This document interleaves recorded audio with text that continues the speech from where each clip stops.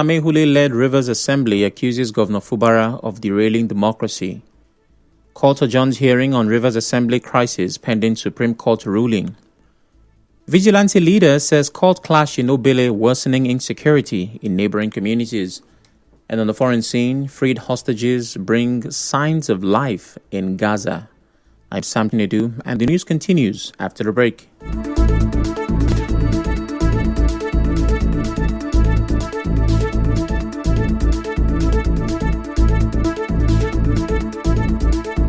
Paramount ruler of Omagwa community in Ikure local government area.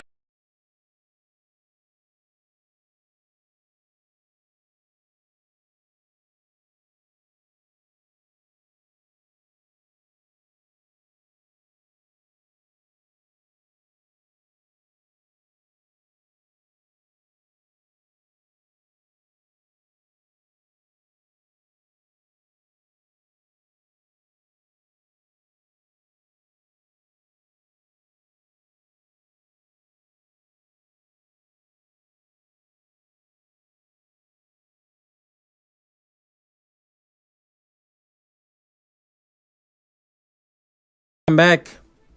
The Martin Amehule-led Rivers State House of Assembly says its members will stand firm and strong amid the political crisis.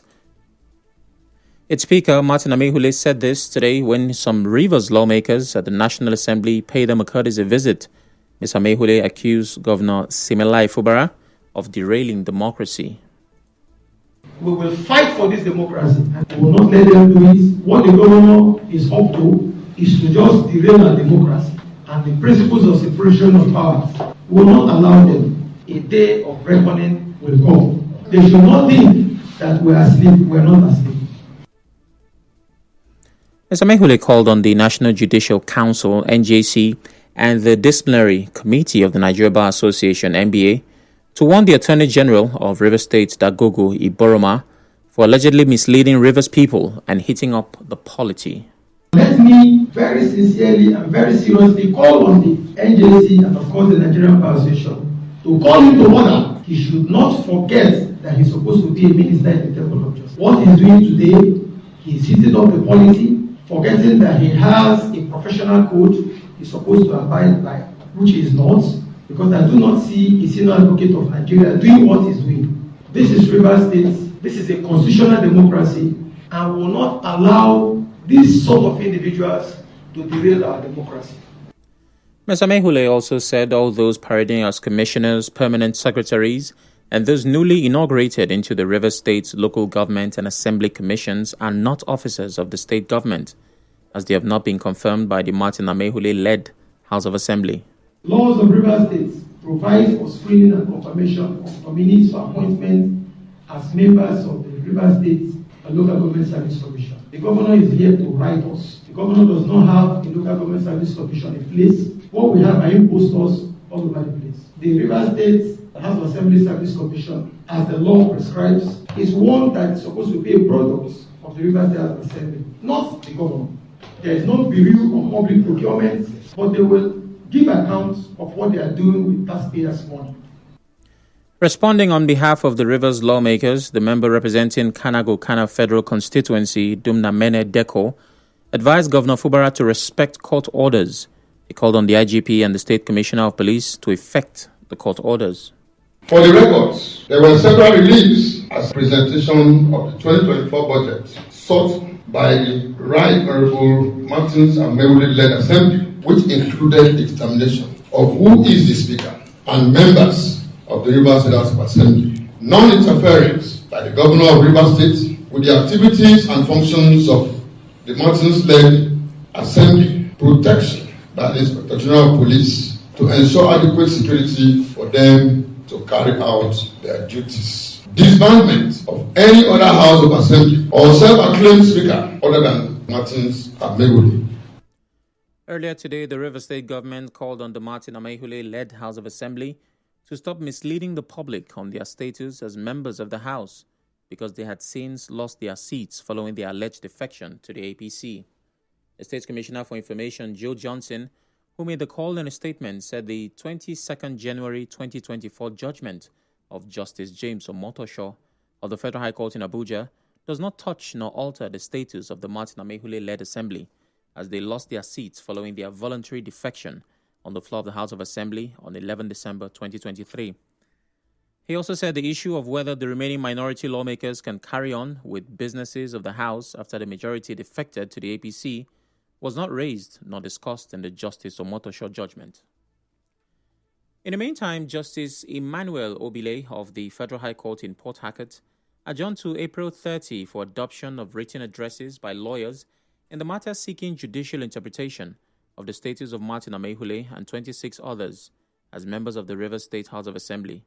As you may know, Victor Okojumbo, Sokari Goodboy, and one other lawmaker are challenging the legitimacy of Martin Amaehule and 26 others as Speaker and member of Rivers State House of Assembly following the alleged defection from the PDP to the APC. When the matter resumed for hearing today, the court said it will wait for the outcome of the Supreme Court ruling on the matter, noting that the court cannot afford to share proceedings with the Apex Court. The Rivers State Door-to-Door Initiative for SIM has launched its first awareness campaign in support of Governor Sim Fubara. The launching was held on Sunday at Akpoku Ward 16 in Eche local government area. In a video shared to our correspondents, the people of Akpoku Ward 16 turned out in large numbers to show their support. They were seen praising the governor's efforts in restoring hope in the region. Commenting on the event, state coordinator of the group, Raymond Thangod from Ndashi Ward 17, said the initiative aims to spread the governor's positive impact across Eche and all 23 local government areas in the state. The Rivers State Door-to-Door Initiative aims and objectives are to galvanize support from ward to ward, all in Eche and beyond in Rivers State. My love for Sir Simlai Fubara is what gave me the joy to flag off this door-to-door initiative campaign for His Excellency to spread his good works across the 19 wards in Eche and the 23 local governments in Rivers State. The event was also attended by the paramount ruler of Okpoku, Umoye, living in Samadi. Still to come, environmentalist calls for impact assessment before relocating Obirikwere dump site. Stay tuned.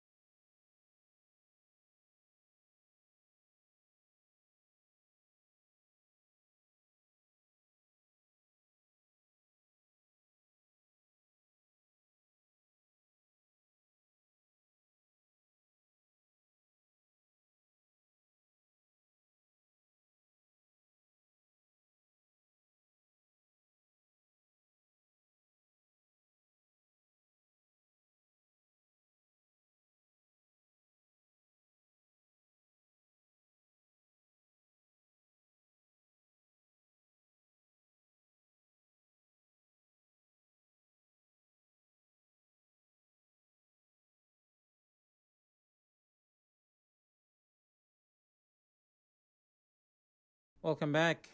The chairman of Eche local government area, Uzodimwafo, has sworn in Kenneth Ebere-Onwu as the new supervisor for works of the council.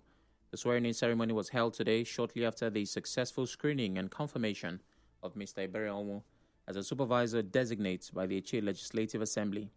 Speaking shortly after administering the oath of office, Dr. Nwafor charged the new supervisor for works to be dedicated and committed to his duties, emphasizing that his appointment was made carefully to ensure the selection of capable individuals who would contribute to achieving good governance in Etche local government area. You have taken oath of office, and we pray that God Almighty will help you for you to come up with your wealth of knowledge that assists us to give Etche first-class governance. As a Supervisory Councillor for Works, you have much task ahead of you to make sure that our projects that we are about to carry on is well supervised, is well checkmated, and you get back accurate reports, for we not be blamed that our activities in providing infrastructures for Etche people are not standard. So please be committed. Dr. Nwafor also assured of more appointments of supervisors and other political positions across the various wards in the area. It is in Constitution that local government will submit the names of nominees, either in bit or as a whole, to the Legislative House for screening. Without hesitating, we have deemed it necessary to write to the House and nominate Honorable Kenneth Ebere-Onwu, and wishing to nominate more in few weeks to come.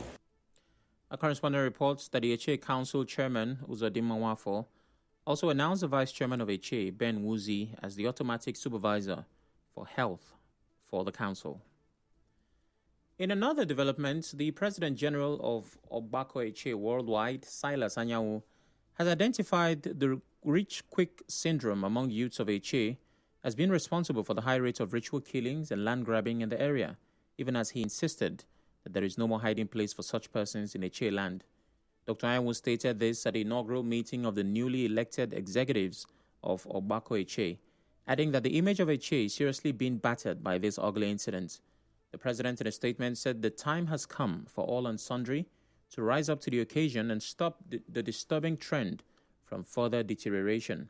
He said the way it is presently, investors are now scared of coming to Etche, as no businessman would want to risk his resources in a place affected by insecurity. Also speaking, the mid-past President General of Ogbako Etche, Charles Nwanuala, described the task before the new executive as enormous and advised them to work harmoniously to be able to achieve the set goals.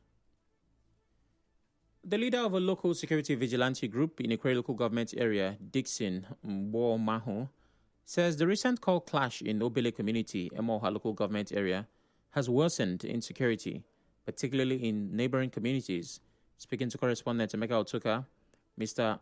Mbomahu said many wanted gang members have taken refuge in nearby communities, with some resorting to crime due to hunger. Because of the way the problem is, they are no longer staying in our community. So each time they come this side, they will not get what they will eat. Then they will start terrorizing our own area in the local government. We are facing killing. They are destroying some shops, looting the developers, their property. So it's not good. Mr. Mbomahu, however, assured residents not to panic, as his team is on the ground to safeguard lives and property.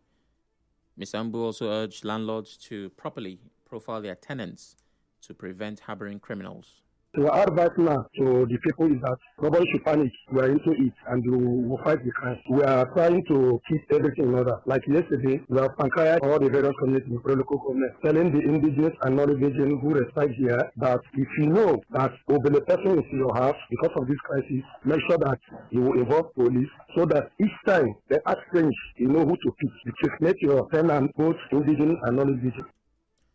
Moving on, an environmental activist, Onyekachi Okoro, has criticized the Rivers State government for appointing political loyalists to manage the state's waste management agency, RIWAMA, warning that sanitation issues will persist unless qualified professionals are put in charge.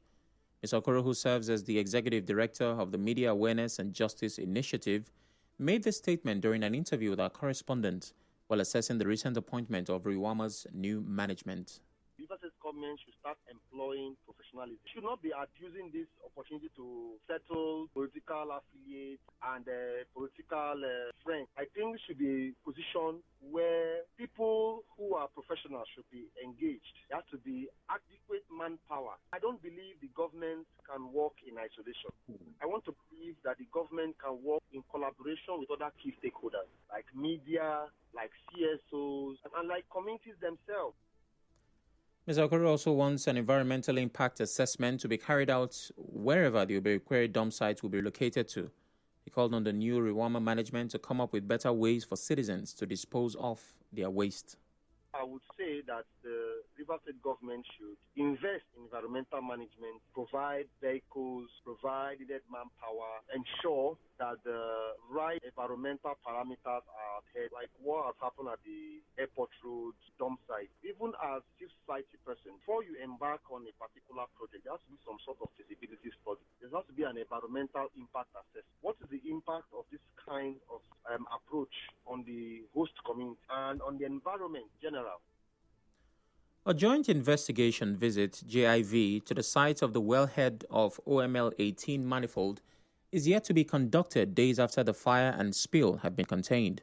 The spokesperson of Bukuma in Degema local government area of Rivers State, Igbarima Fubara, made this known to correspondent Soibi Ruwari while giving an update from the scene of the incident. They put up the fire, they shut down the well and clamped it, and they are securing the well against any other rupture. They even changed the Christmas tree. So they are doing serious maintenance on that well to make sure, say, that thing not happen again. That's what they're doing. They've not finished. They're there. JIV should have been done last week. But because of the tightness of their schedule, we could not come to Bukuma. I'm expecting the JIV any day from now. I even called them today. They said they will call me. Any day could be tomorrow. So we are expecting the JIV. Efforts have been made to start it. In other news, Nigeria's fastest growing insurance group, Hers General Insurance, a member of the Hers Insurance Group, has announced the launch of its low-cost insurance product, Flexi Comprehensive Motor Insurance, which will provide comprehensive motor insurance benefits for a fraction of the cost. A statement said the group's chief marketing officer, Ifesinachi Okpago, who spoke during the launch of the product, said the Flexi Comprehensive Motor Insurance Plan blends affordability with robust benefits. Mr. Okpago said the plan gives customers peace of mind and empowers them to prioritize safety without stretching their budgets, especially at a time when many Nigerians are navigating financial uncertainties. She said the Flexi Comprehensive Motor Insurance Plan embodies the group's commitment to making insurance accessible to everyone. According to the statement, the Flexi Motor Plan offers 3 variants: Flexi 25 for 25,000 naira per year, Flexi 35 for 35,000 naira per year, and Flexi 70 for 70,000 naira per year, allowing customers to choose a coverage range that aligns with their budgets and needs. On the international scene, families of some Israeli hostages in Gaza have received signs of life from their loved ones for the first time in more than a year through captives who have been freed over the past weeks in the ceasefire deal with Hamas. The messages, along with reports of their harsh conditions in captivity, have been carried by some of the 19 Israeli hostages freed so far in the ceasefire that took effect on January 19. On the news this evening, you heard the Martin Amehule-led Rivers Assembly has accused Governor Fubara of derailing democracy.